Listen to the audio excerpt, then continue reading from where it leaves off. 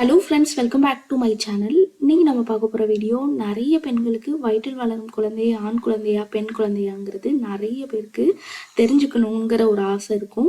இந்த சிம்டம்ஸ் இருந்தால் ஆண் குழந்தையா இருக்குமோ, இந்த சிம்டம்ஸ் இருந்தால் பெண் குழந்தையா இருக்குமோன்னு சொல்லிட்டு நிறையா நம்ம யோசிப்போம். நார்மலாக இந்த லீனியா நைக்ரா வச்சு நம்மளுக்கு பிறக்க போகும் குழந்தை ஆண் குழந்தையா பெண் குழந்தையாங்கிறத எப்படி கண்டுபிடிக்கலாங்கிறத நம்ம இந்த வீடியோவில் நம்ம பார்க்கலாம்.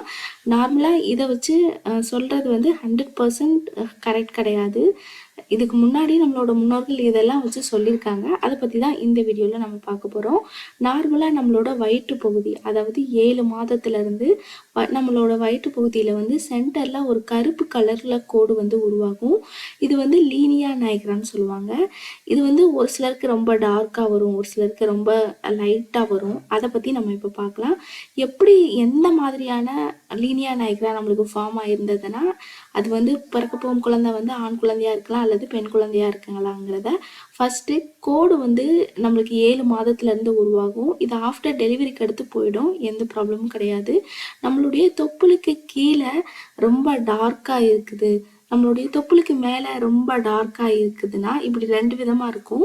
நம்மளுக்கு தொப்புளுக்கு கீழே ரொம்ப டார்க்காக இருந்ததுன்னா நம்மளுக்கு பிறக்க போகும் குழந்தை ஆண் குழந்தை என்றும், தொப்புளுக்கு மேலே கோடு ரொம்ப டார்க்காக இருந்ததுன்னா அது பிறக்க போகும் குழந்தை பெண் குழந்தையும் சொல்லுவோம். அது மட்டும் இல்லாமல் நிறைய பேருக்கு நல்ல திக்காக ஃபார்ம் ஆகிருக்கும். அதாவது ரொம்ப அடர் நிறத்தில் ரொம்ப கருப்பான கோடுகள் உருவாயிருக்கும். அதுவும் அப்படி இருந்தால் கூட நம்மளுக்கு பிறக்க போகும் குழந்தை ஆண் குழந்தை தான். ரொம்ப லைட்டாக ரொம்ப தின்னாக ரொம்ப லைட்டான கோடுகள் மாதிரி உருவாயிருந்தால் அவங்களுக்கு பிறக்க போகும் குழந்தை பெண் குழந்தையாக இருக்கலாம்னு சொல்லுவாங்க. இது 100% அறிவியல் பூர்வமாக நிரூபிக்கப்படலை.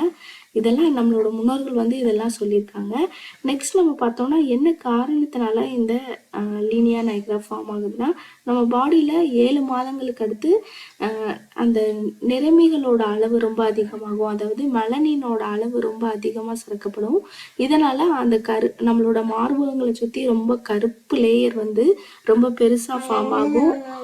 நெக்ஸ்ட் நம்ம பார்த்தோம்னா நம்மளுடைய தொப்புள் பகுதியிலையும் இந்த மாதிரியான கோடுகள் உருவாகும். இந்த கருப்பு கோடு எல்லாருக்கும் உருவாகுமானா ஒரு சிலருக்கு உருவாகாமல் கூட இருக்கலாம், அந்த கோடே இல்லாமல் கூட இருக்கலாம். அதனால பயப்படணும்னு அவசியம் கிடையாது.